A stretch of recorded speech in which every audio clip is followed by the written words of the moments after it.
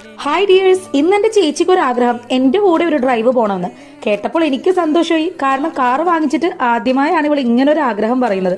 പിന്നെ നിങ്ങൾ വിചാരിക്കുന്ന പോലെ ഞാനൊരു പ്രോ ഡ്രൈവറൊന്നും അല്ല കേട്ടോ. ലൈസൻസ് എടുത്തിട്ട് വെറും ഒരു മാസം ആവുന്നതേ ഉള്ളൂ.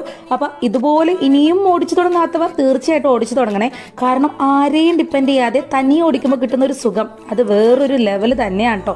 പിന്നെ നമ്മൾ ഓടിച്ചു തുടങ്ങുമ്പോൾ ചിലപ്പോൾ ചില തെറിവിളികളും ഹോണടികളൊക്കെ കേട്ടേക്കാം. പ്രത്യേകിച്ച് മാനുവൽ വണ്ടിയാണെങ്കിൽ ചിലപ്പോൾ നിന്നു പോവുകയും വീണ്ടും എടുക്കാൻ ശ്രമിക്കും, വീണ്ടും വീണ്ടും നിന്നു പോവുകയും ചെയ്യുമ്പോൾ ഹോണിൻ്റെ തുരിതുരാ ഹോൺ വിളികളായിരിക്കും.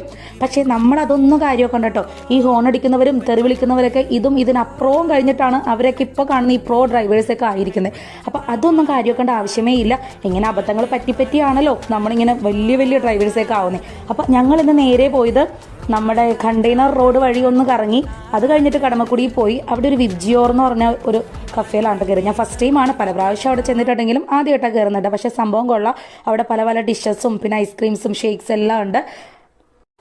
അപ്പോൾ കൂടുതൽ വിശേഷങ്ങളായിട്ട് നമുക്ക് അടുത്ത വീഡിയോയിൽ കാണാം കേട്ടോ. Tata bye bye, see U.